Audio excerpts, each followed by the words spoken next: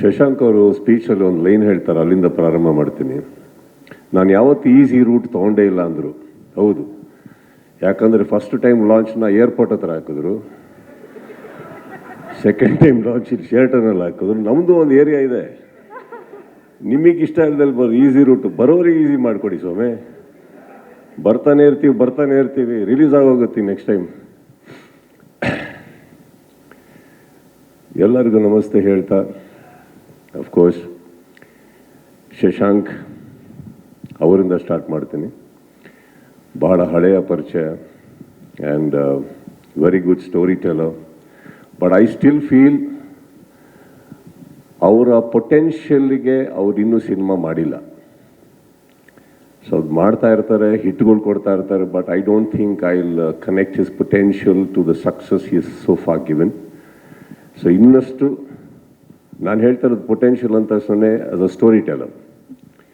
ನಿಮ್ಮ ಪೊಟೆನ್ಷಿಯಲ್ಗೆ ಒಂದು ದಿವಸ ಬೆಳಗಿನ ಜಾವ ಎದ್ದುಬಿಟ್ಟು ಎಲ್ಲ ಕಲಾವಿದ್ರನ್ನ ತಲೆಯಿಂದ ಹೊರಗಡೆ ಹಾಕಿಬಿಟ್ಟು ಸುಮ್ಮನೆ ನಿಮಗೋಸ್ಕರ ಒಂದು ದಿವಸ ಒಂದು ಕತೆ ಬರೀರಿ. ಆ ಕತೆ will be the biggest hit, I promise. Right, ಅದಾದಮೇಲೆ ಸೂಟ್ ಮಾಡ್ಕೊಂಡು ಹೋಗಿ. So I wish you all the best Shashank ಅವರೇ.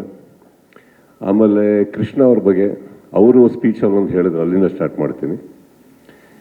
ಸುದೀಪ್ ಅವರು ಭಾಳ ಈಸಿಯಾಗಿ ಪ್ರೆಷರ್ ಹ್ಯಾಂಡಲ್ ಮಾಡ್ತಾರೆ ಅಂದರು. ಇಂಥವರು ಟೀಮಲ್ಲಿದ್ದರೆ ನಮಗೆ ಬೇರೆ ವಿಧಿ ಇಲ್ಲ. ನೀವೇನೋ ಹೇಳಿದ್ರಿ ಹಿಟ್ ಮ್ಯಾನ್ ಅಂತ, ಕರೆಕ್ಟಾ ಸರ್? ಇವ್ರು ಹಿಟ್ ಮಾಡೋದು ಬೇರೆ ಬೆಳಗ್ಗೆ ಆದರೆ ನಾವು ನಿಮ್ಮೆಣ್ಣು ಹೊಡಿತಾ ಇರ್ತೀವಿ, ಇವತ್ತು ಚೆನ್ನಾಗಿ ಆಡು ಸಾಕು, ಯಾಕಂದ್ರೆ ನಿಮ್ಮ ಹಿಟ್ ಮ್ಯಾನ್ ಯಾವತ್ತೂ ಸೆಮಿಫೈನಲ್ ತನಕ ಕರ್ಕೊಂಬಂದು ಫೈನಲ್ಸಿಗೆ ಮನೆ ಕಳಿಸ್ಬಿಡ್ತಾರೆ. ಸೊ ಸಿನಿಮಾದಲ್ಲಿ ಯಾವ ಥರ ಇವರು ಹಿಟ್ಸ್ ಕೊಟ್ಟಿದ್ದಾರೋ, ಈ ಸಲ CCLಲ್ಲಿ ನೀವು ಇಡೀ ಸೆಮಿಫೈನಲ್ ತನಕ ಚೆನ್ನಾಗಿ ಆಡಿಲ್ಲ ಅಂದ್ರೂ ಪರವಾಗಿಲ್ಲ ಸರ್, ದಯವಿಟ್ಟು ಫೈನಲ್ಸ್ ಚೆನ್ನಾಗಿ ಆಡಿ, ಅಷ್ಟು ಸಾಕು ನಮಗೆ. ಆಮೇಲೆ ನೀವು ಇನ್ನೊಂದು ಹೇಳಿದ್ರಪ್ಪ, ಅವ್ರ ಹತ್ರ ಮಾತಾಡ್ತಾ ಹೇರ್ ಸ್ಟೈಲ್ ಬಗ್ಗೆ ಮಾತಾಡಿದ್ರಿ, ಕರೆಕ್ಟ್. ಈ ಸಲ ಇವ್ರು ಇದೇ ಥರ